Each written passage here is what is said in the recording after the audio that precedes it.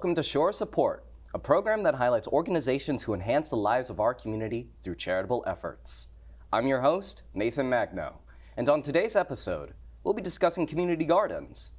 With the heat starting to pick up, sun shining through, and the smell of grass being mowed, now is an exciting time to start nurturing our own gardens.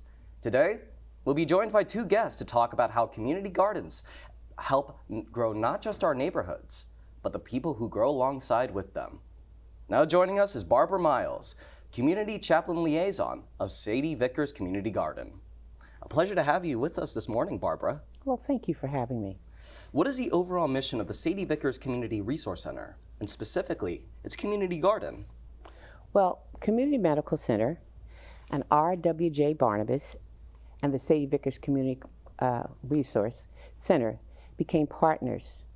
And between us, we have partnered to put up a garden in Manitou Park in Berkeley Township that helps to feed the local families and provide residents with nutrition as well as education as to how to prepare and to eat food. Wow, a three-way partnership to help grow this garden. What role does the garden play in building a connection through the community? Well, the Sadie Vickers Community Garden offers residents access to healthy foods. There aren't a lot of markets in the area. Matter of fact, in that area, there are no markets. You'd have to go about 5 miles to get a supermarket. So what's going to happen, our garden is going to fulfill that lack of access by having the garden to grow the vegetables and the fruits that the people will be able to have and to share. The Sadie Vickers Community Garden is more than just a green space. It's a place where community can come together and grow and learn and thrive. And what I mean by thriving is that if someone comes to the garden and says that they have a need for housing or they're having financial difficulty, we can tell them just take a few walks over to the center and be able to meet someone there that will be able to help them. That's wonderful. It's not just like a space dedicated for plants, but for people in a community to know more about it. Right. And our Robert Wood Johnson Barnabas Health has been that person to come alongside of us and partner with us to make this happen. And especially when it comes to eating healthy, it's super hard to get access to fresh and organic food. So how does Community Garden help in educating those involved to learn healthier dietary habits? Well, one of the things is that the Sadie Vickers was, Robert Wood Johnson Barnabas Health donated to Sadie Vickers a mobile van that allows us to be able to cook in it and do demonstrations of the vegetables that are grown in the garden so that we can bring a group of children or parents and teach them how to cook the fresh vegetables so that they're tasty. Right. Nothing worse than receiving a vegetable that has no good taste to it. Certainly. And so we have several chefs. We'll be asking the chef at Community Medical Center if he could come and do a demonstration for us. We have other community chefs that have already said that they're willing to come and to support us and able to help share those vegetables. And more likely, if the kids know that they're good, then they'll eat them, then the parents will come back. That's really cool, actually, that it not only doubles as a gardening space, but also a culinary space as well. Yes. And a major factor when it comes to gardening is creating environmental sustainability. How does this garden solve the long-term need for natural resources? Well, the garden is designed to minimize waste and to impact causing eco-friendly garden for generations to come by keeping local and accessible help of food in the area, which means that we don't have to have trucks transporting carbon. We keep that down because the vegetables are grown and people can come and get them. They can walk to the garden. They don't always have to drive.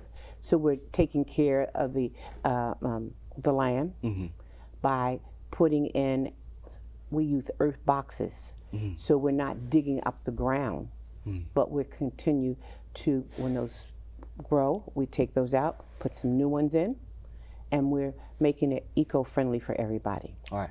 Especially because, as you mentioned before, that reduction of transportation, that need to have a car to access your daily needs, certainly makes it more accessible for the whole entire community. Absolutely. And your facility is relatively new. What prompted the Resource Center to start the garden?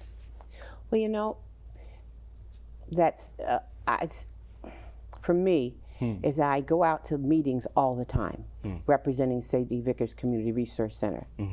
And so in that time of meetings, we've always talked about food insecurities.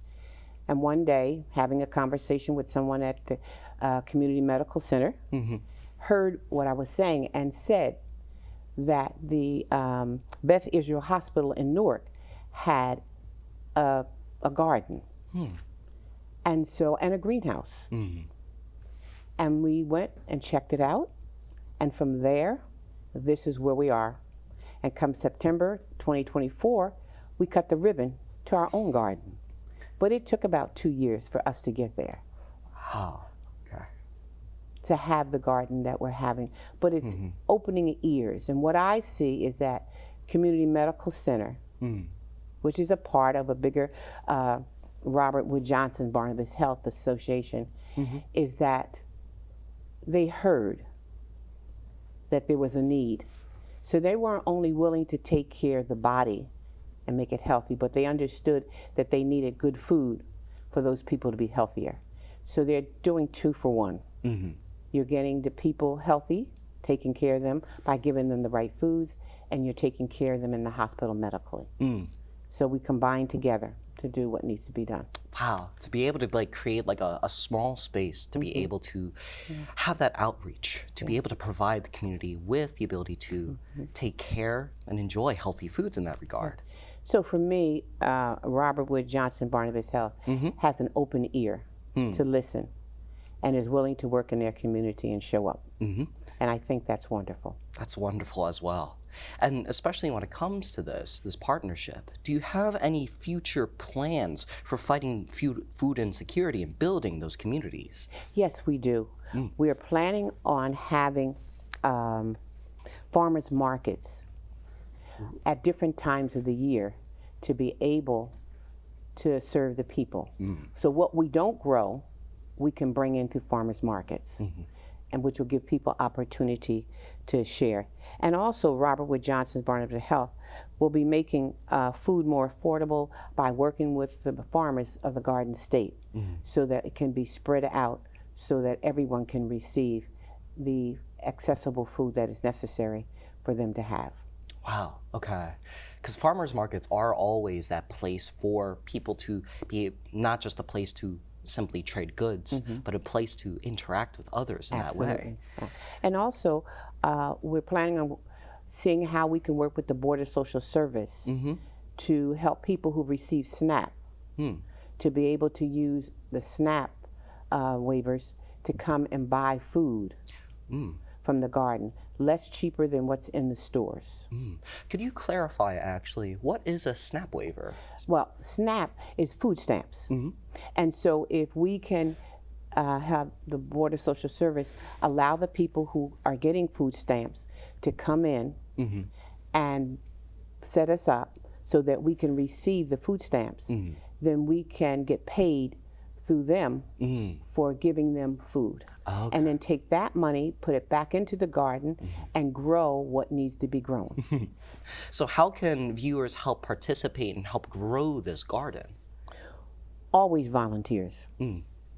We can use volunteers to help out all the time. Matter of fact, this past Saturday, we had one of the fraternities come and harvest our first crop, which was very interesting to see grown men who aren't used to working in a garden have the opportunity to learn how to harvest the vegetables and then pack them, refrigerate them, and be able to give them out. Oh, wow, that's really cool, actually. So any group or club that's interested, all they have to do is call our number, 848-226-3699, 3930. And I'm sure that that number will appear on the website as well with the information to call and make arrangements for your group to come out and support us by harvesting. Okay.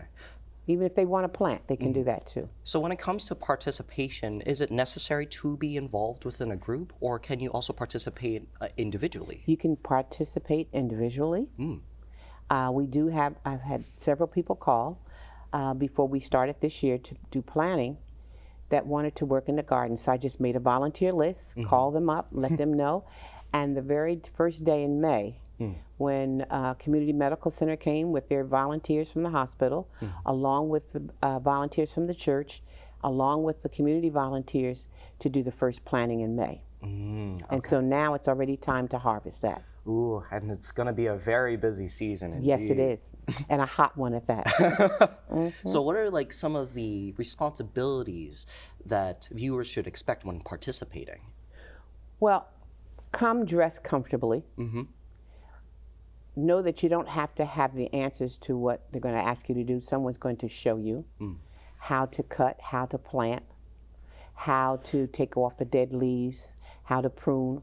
All of those things will be taught. So you don't have to have expertise or a green thumb to do it. Just a willing heart. Right. And for perhaps some of our viewers who may not want to end up burning up in the sun, what are some other ways that they can also contribute? Also, we take donations. Sponsor us in any way that you'd like to, and being able to even make phone calls, telling other people about our services and what we're doing there in Manitou Park. Especially because you guys serve as like a growing spot that helps people access those essentials, essentially. So being able to increase that outreach is essential. Word of mouth is always better than a flyer. Oh, I agree with that too. Because it imposes that interaction to get to know people in your community. So does your organization have any upcoming events for those interested in getting involved? We're starting our second harvesting. So we'll be needing people to help us harvest the next set of vegetables that are coming. That will be within another couple of weeks. So if anyone's listening and wants to take a part, they can call us, or go to our website, and be able to get that information. And is it possible on that website to also get like a day-to-day basis as to when those harvests are coming in?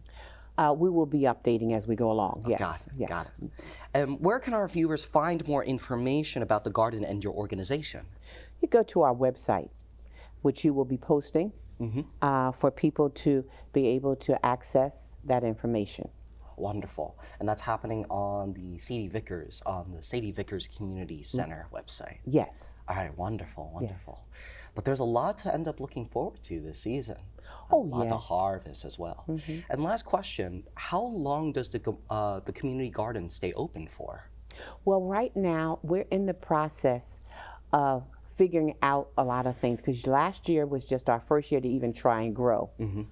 This year, we're more defined as to making sure we have the right teams to help us plant, to harvest, and then we're setting up the hours for what we need to do for when we'll be open. So we'll be having that on the website as well. All right, wonderful. So you got to keep up a close eye as to when that garden will be open for. Absolutely. Well, thank you so much for your insight today, Barbara. Well, thank you for having us. It's been a pleasure to be here and to talk about what's on my heart and what I believe in and what I know is right to take care of people. And to plant those seeds to help nurture our community.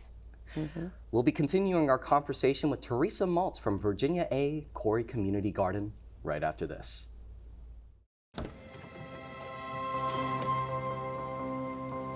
The impact of a meal goes well beyond feeding our bodies.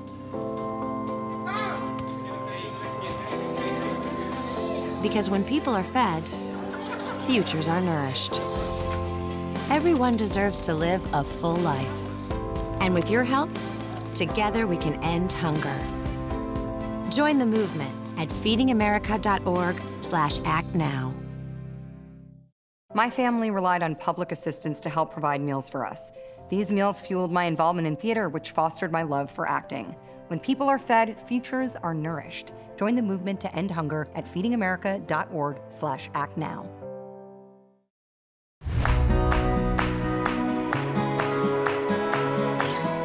Welcome back to Shore Support. I'm Nathan Magno, and with me now is Teresa Maltz, Garden Coordinator of Virginia A. Cory Community Garden.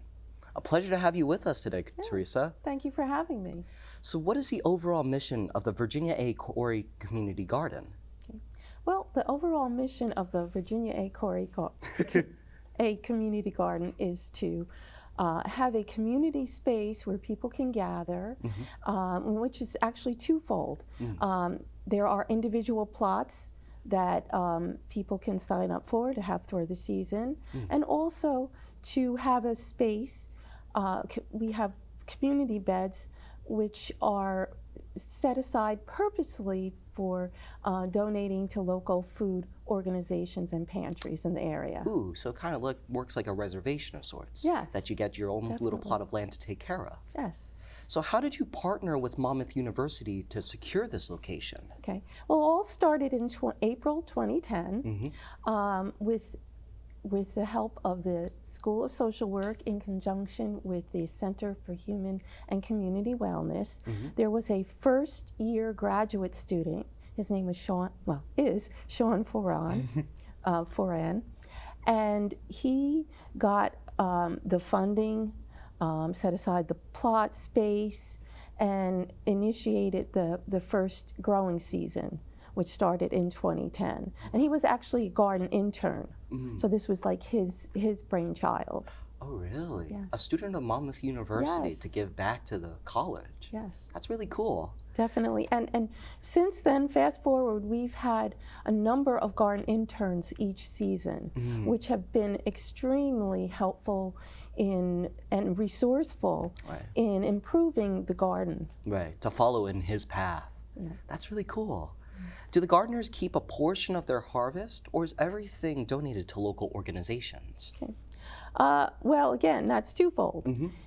If you have an individual plot, you certainly can keep your produce.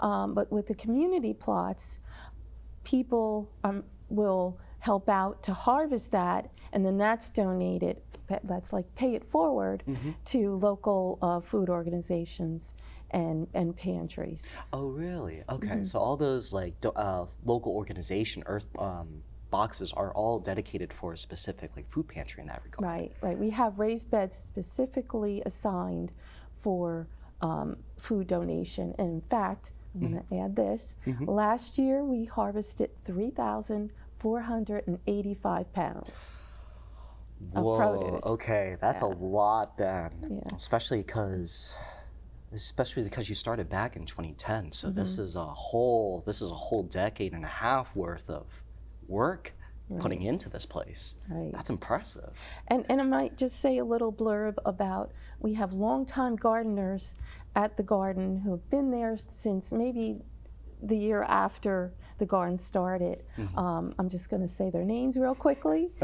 There's Beth, Bonnie, Carol, Janice, and Mary. Mary is no longer at the garden. She decided that she wasn't going to continue this year, but the other women, the longtime gardeners, have really been instrumental in keeping the garden going and making sure that things get done. Yeah, veterans in their space, especially. Yeah, in a sense. So how does someone become a member of the garden, and what are their responsibilities? Okay. Well, to become a member, you would need to sign up. There is a website, www.monmouth.edu /community garden / or you can just type in Virginia A Community Garden. Something will come up. And then there's my contact number. You would need to contact me. Although that might change, the procedure to do that. But for now, you would need to contact me. You could do it via the website too. And you fill out an application. There are some rules, of course. You have to keep everyone in check.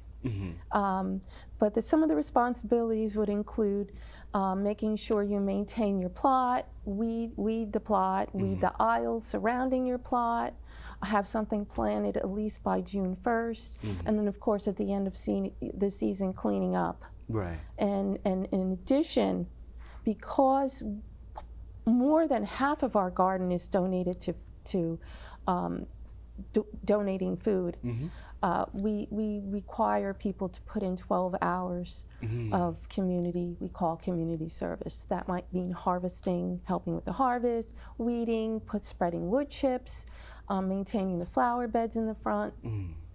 So sometimes it's not always easy getting people to. Right. Although most people will put in the hours, although sometimes some people need a little nudge. Right. But it is also an opportunity to meet new people in this space. Exactly. Especially because it is in the name community garden. It's supposed to bring people together. Yes, and that was the intention. And so when it comes to application, is prior gardening experience necessary in becoming a member?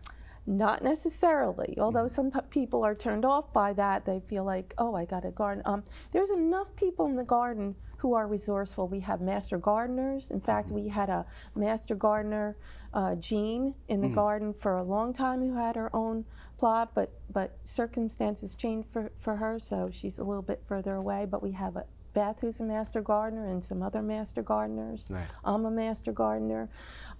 So there's lots of people around to help. We all learn from each other. We all kind of, pardon the pun, grow with each other and grow together.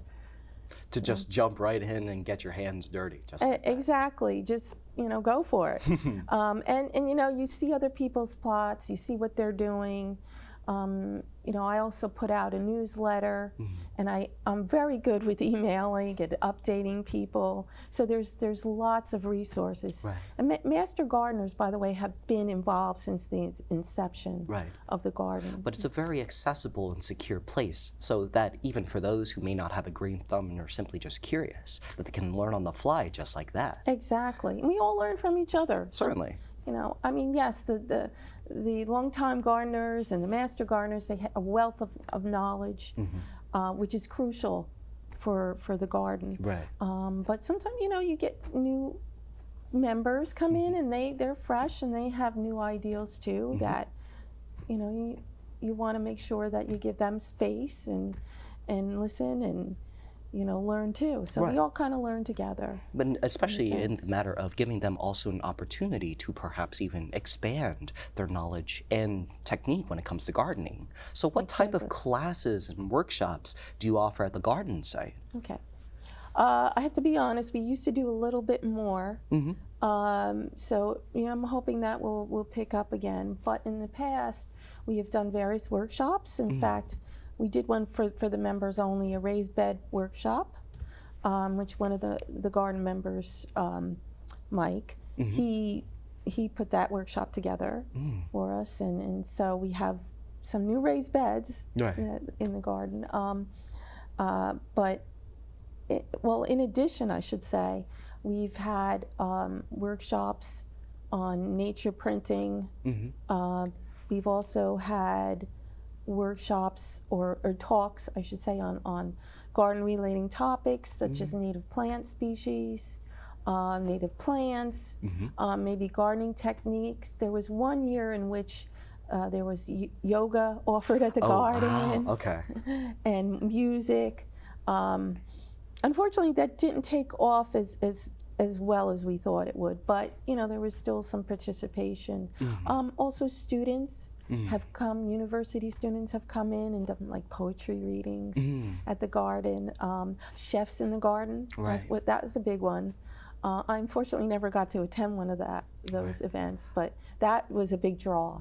They'd use produce from the garden. We'd have a local chef come in and demonstrate how to use the fresh produce, and people would get to sample. But it serves as like a hub of sorts, that so many different activities that are not just relevant to gardening, but those that are adjacent to it. Because at the end of the day, it really does bring this whole entire new audience to look forward to. Exactly, and in fact, on Saturday, I had a man and his two children. They're not affiliated with the garden, but because someone was there, they came in and they walked around. And I've had other people in the neighborhood come and the surrounding area come and you know, just say, oh, I really like your garden, Right. everything's nice, I like coming here.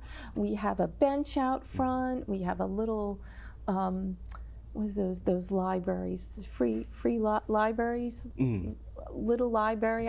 Sorry, the name escapes me right now, but we have a box with books that you could borrow. Right. But you want to be this like little space where people can gather together, and especially because at Monmouth University, you guys have something that is called the big event. Oh, the big event, yes. So could you describe more actually as to what this big event is? Okay. Well, it's been usually happening every fall, and what it is, an opportunity for students, university students, various, may come from sororities, fraternities, different clubs. They would come and do a volunteer day of service. Usually, you know, maybe 4 or 5 hours, sometimes a little less. But depending on what you need, like, you know, I would get in touch, or the coordinator of that event would get in touch with me, and I would specify how many volunteers I needed and what type of tasks need to be done. And so far, since I've been the coordinator, I've had, you know, volunteers, from the student volunteers show up for the big event. Right. And they've been very helpful, mostly since it's the end of the season and in cleaning up. Right. You know, which there's a lot of cleanup to But do. it's that wonderful moment where you can bring all these different services and groups together all in one common task. Yeah, I mean, it's really a nice day. Usually provide some refreshments, and you know, they're always well thanked. And do you have any future goals or plans in expanding the garden? Well, things do always come up, different suggestions. We hopefully we'll continue to do more talks, workshops at some point, maybe include some kind of shade structure, add more beds, particularly some raised beds for accessible gardening, so people who have limited mobility can come in there and garden as well. We actually do have some raised beds that were part of the OT departments, but we want to hopefully improve on that and the pathways, make them more accessible in that part of the garden. But there's always room to expand somehow. Right. So as like a final question, how can the public volunteer or donate to the community garden to help reach those goals? Okay. Well, you could go on the website. We've had people who've donated, you know, tools and plant materials. With the website www.monmouth.edu, community garden. So, and then my email is there. You can get in touch with me. Or just come right to the garden and say, oh, I have this for you. But all of this information can be found on that website that you mentioned earlier, on the Monmouth EDU, specifically for the community garden page. Wonderful. Definitely. And we welcome any kind of donations and also help. Certainly, but there's a lot to look forward to. And I want to thank you for showing us what there is ahead of us. Okay, thank you for having me. And as always, we would like to send our biggest thanks for both of our guests and their insight to the power of community gardens. Whether you've got a green thumb, a curious mind, or looking to bask in the sun, we hope today's conversation has inspired you to get involved, get your hands dirty, and grow something of your own. It's not just about plants, but it's also about surrounding yourself with people, purpose, and possibility, all in the effort to grow our own community. For Shore Support, I'm Nathan Magno, and thank you for watching.